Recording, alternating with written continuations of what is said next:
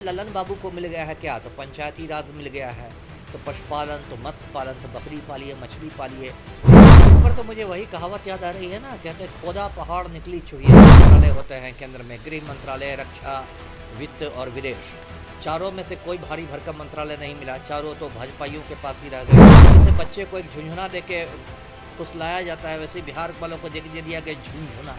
पलटू राम की बहुत पुरानी मांग है, बासी हो गई है कि बिहार को विशेष राज्य का दर्जा मिले, और बीच में शांत पड़ जाते हैं, फिर उठाते हैं, फिर शांत पड़ते हैं। बिहार के 8 सांसदों को मोदी मंत्रिमंडल में जगह दी गई है। ऐसे में देखा जाए तो बिहार के 8 सांसद जो है केंद्र में मंत्री बने हैं। ऐसे में हमारे साथ बात करने के लिए बिहार के पूर्व आईपीएस अमिताभ दास से जुड़ेंगे, बात करेंगे।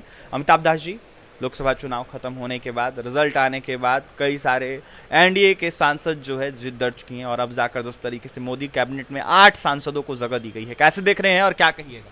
अब इस पर तो मुझे वही कहावत याद आ रही है ना, कहते हैं खोदा पहाड़ निकली चुहिया। वही वाली बात हुई है।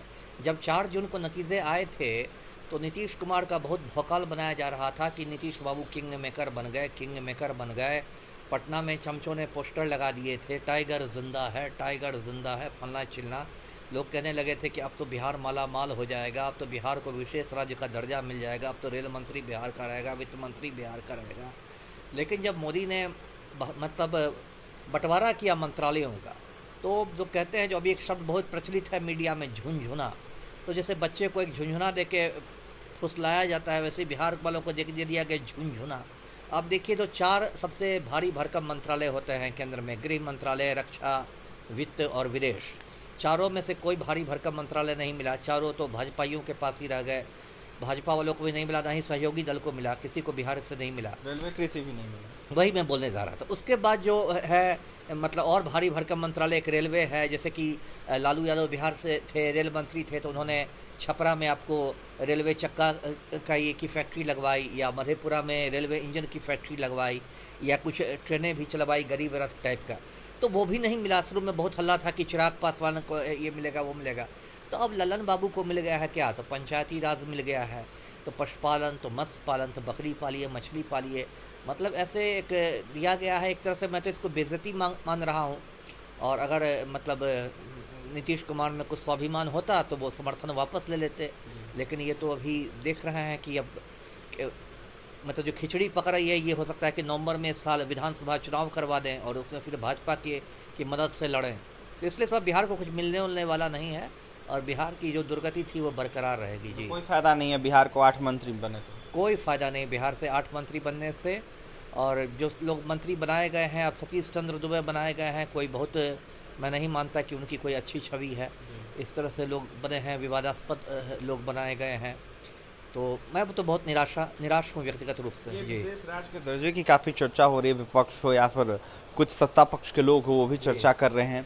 तो इसको कैसे देख रहे हैं? नीतीश कुमार से लगातार कहा जा रहा है कि वो मांग करे, किंग मेकर की भूमिका में है, अभी भी लोग मांग रहे हैं किंग मेकर। जी जी, देखिए ऐसा है कि ये तो पलटू राम की बहुत पुरानी मांग है, बासी हो गई है कि बिहार को विशेष राज्य का दर्जा मिले, और बीच में शांत पड़ जाते हैं, फिर उठाते हैं, फिर शांत पड़ते हैं। और अभी जब मतलब तथाकथित किंग मेकर वो बने, तो तेजस्वी यादव ने भी एक दबाव बना दिया। तेजस्वी ने भी कहा कि अब नीतीश चाचा को बिहार के लिए विशेष राज्य का दर्जा लाना चाहिए। तो देखिए, मैं दर्शकों को बता दूं कि विशेष राज्य का दर्जा मिलना कोई आसान नहीं होता है, क्योंकि भारत में कोई एक ही राज्य नहीं है, 29-30 राज्य हैं। तो यदि भारत सरकार बिहार को विशेष राज्य का दर्जा दे देती है, तो बाकी राज्यों में भी हल्ला मचना शुरू होगा, तो एक समझिए बिढ़नी का खोता ये हो जाएगा। तो इसलिए आसान नहीं है। ज़्यादा से ज़्यादा मैं तो समझता हूँ ये होगा कि पलटू राम थोड़ा मोदी को बोलेंगे कि भाई ये तो बहुत बड़ा मुद्दा बनेगा विधानसभा चुनाव में। तो मोदी जी क्या करेंगे कि एक कमेटी बना देंगे। सरकार होती है ना, कमेटी खेलती है, तो एक कमेटी बना दिया जाएगा, उसमें 3-4 अर्थशास्त्रियों को डाल दिया जाएगा, और उनसे कहा जाएगा कि आप बिहार के विशेष राज्य पर एक रिपोर्ट दें।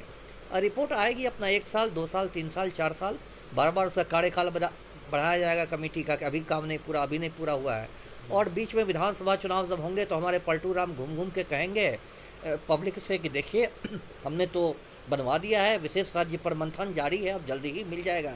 पब्लिक भी यहाँ की जाहिल और मूर्खी है, लोग ताली पीटने लगेंगे कि वाह वाह, अब तो विशेष राज्य का दर्जा मिल जाएगा, अब तो बिहार स्विट्जरलैंड बन जाएगा।